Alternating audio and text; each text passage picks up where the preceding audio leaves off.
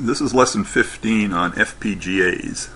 And we saw in lesson 14 how PLDs and CPLDs were implemented using multiple input AND gates and OR gates to implement basically a sum of product solution.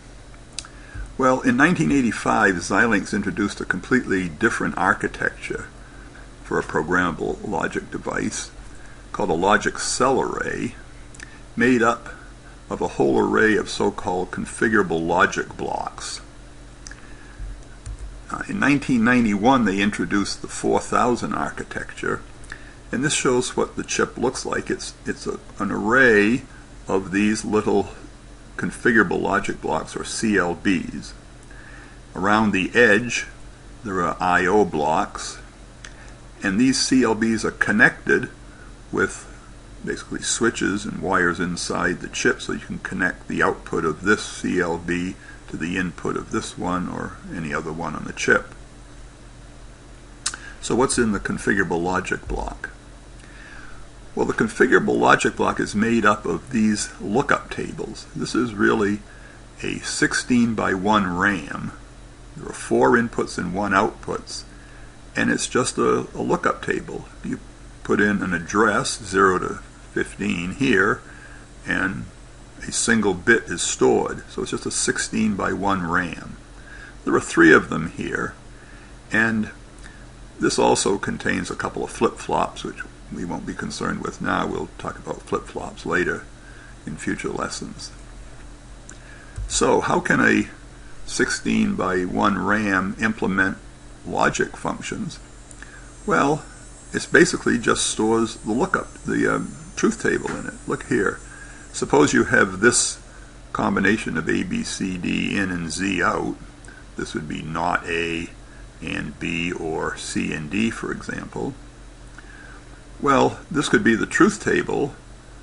A, B, C, D goes from 0, 0, 0, 0 to 1, 1, 1, 1, and there are 16 possible outputs here for Z. So you just store that in the RAM, and you put in A, B, C, D as an address, and out comes Z. So if you put in 0, 1, 0, 1, out comes a 1. Well, since there are 16 bits in the output, there are 2 to the 16 or 64K different ways of arranging those outputs.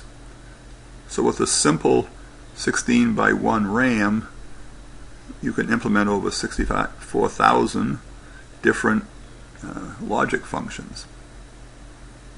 No AND gates, no OR gates, just a lookup table. So here's what's really inside the chip. These are these CLBs, these are these switch matrices. The outputs just get wired into other ones, so this output can go to the next one. In 1998, Xilinx introduced the Vertex FPGA family. Those CLB contains what they call 2 slices. Each slice had 2 lookup tables and 2 flip-flops. Also included some carry and control functions here to do fast arithmetic. 2003, they introduced the Spartan 3 family, and in the Nexus 2 board, we use actually the Spartan 3E, and the CLBs in the Spartan 3E contain 4 slices, shown here. Each slice has 2 lookup tables, again 4 inputs and 1 output, and 2 flip-flops, and the I/O blocks go around the edge. So here is a summary of what's inside the Spartan 3E family. The basis board uses this 100 series, which has 100K system gates. The Nexus 2 board, you can either get the 500 one, 500K, or the 1200. The 500K part contains over 1100 CLBs, over 4600 slices. The 1200 contains over 2000 CLBs and over 8600 slices. The distributed RAM just uses the CLBs as a memory.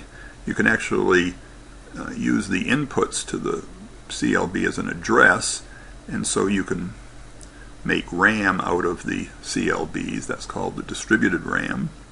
And in the 500 there are 73K bits of that memory. In the 1200 there's 136K. The Spartan 3Es also contain block RAM bits.